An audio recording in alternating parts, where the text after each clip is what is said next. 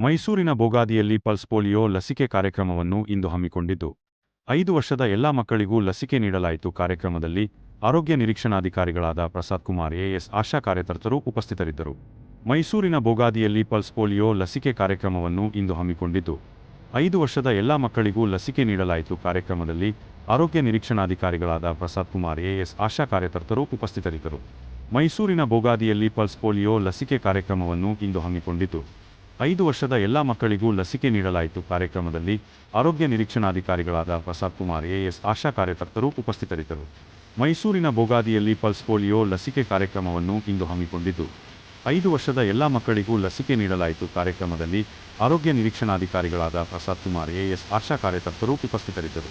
ಮೈಸೂರಿನ ಬೋಗಾದಿಯಲ್ಲಿ pulse polio ಲಸಿಕೆ ಕಾರ್ಯಕ್ರಮವನ್ನು ಇಂದು ಹಮ್ಮಿಕೊಂಡಿದ್ದು 5 ವರ್ಷದ ಎಲ್ಲಾ ಮಕ್ಕಳಿಗೂ ಲಸಿಕೆ ನೀಡಲಾಯಿತು. ಕಾರ್ಯಕ್ರಮದಲ್ಲಿ ಆರೋಗ್ಯ ನಿರೀಕ್ಷಣಾಧಿಕಾರಿಗಳಾದ ಪ್ರಸಾದ್ ಕುಮಾರ್ ಎಎಸ್, ಆಶಾ ಕಾರ್ಯಕರ್ತರು ಉಪಸ್ಥಿತರಿದ್ದರು. ಮೈಸೂರಿನ ಬೋಗಾದಿಯಲ್ಲಿ ಪಲ್ಸ್ ಪೋಲಿಯೋ ಲಸಿಕೆ ಕಾರ್ಯಕ್ರಮವನ್ನು ಇಂದು ಹಮ್ಮಿಕೊಂಡಿದ್ದು 5 ವರ್ಷದ ಎಲ್ಲಾ ಮಕ್ಕಳಿಗೂ ಲಸಿಕೆ ನೀಡಲಾಯಿತು. ಕಾರ್ಯಕ್ರಮದಲ್ಲಿ ಆರೋಗ್ಯ ನಿರೀಕ್ಷಣಾಧಿಕಾರಿಗಳಾದ ಪ್ರಸಾದ್ ಕುಮಾರ್ ಎಎಸ್, ಆಶಾ ಕಾರ್ಯಕರ್ತರು ಉಪಸ್ಥಿತರಿದ್ದರು. ಮೈಸೂರಿನ ಬೋಗಾದಿಯಲ್ಲಿ ಪಲ್ಸ್ ಪೋಲಿಯೋ ಲಸಿಕೆ ಕಾರ್ಯಕ್ರಮವನ್ನು ಇಂದು ಹಮ್ಮಿಕೊಂಡಿದ್ದು 5 ವರ್ಷದ ಎಲ್ಲಾ ಮಕ್ಕಳಿಗೂ ಲಸಿಕೆ ನೀಡಲಾಯಿತು. ಕಾರ್ಯಕ್ರಮದಲ್ಲಿ ಆರೋಗ್ಯ ನಿರೀಕ್ಷಣಾಧಿಕಾರಿಗಳಾದ ಪ್ರಸಾದ್ ಕುಮಾರ್ ಎಎಸ್, ಆಶಾ ಕಾರ್ಯಕರ್ತರು ಉಪಸ್ಥಿತರಿದ್ದರು.